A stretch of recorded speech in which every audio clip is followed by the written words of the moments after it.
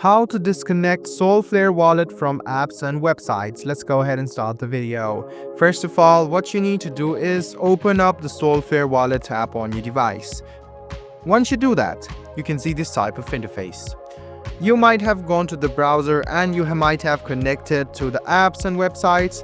To disconnect all of those, just go ahead and click on the settings or the gear icon on the bottom right hand side and tap on security and privacy. You can see manage apps. You can see all of your apps you connected to previously by tapping on manage apps. Go ahead and tap on it and you can see these are the apps and websites you have previously connected to. To delete it, just go ahead and tap on the three dots on the top right hand side, or else if you want to delete it individually, just go ahead and tap on it and tap on remove app.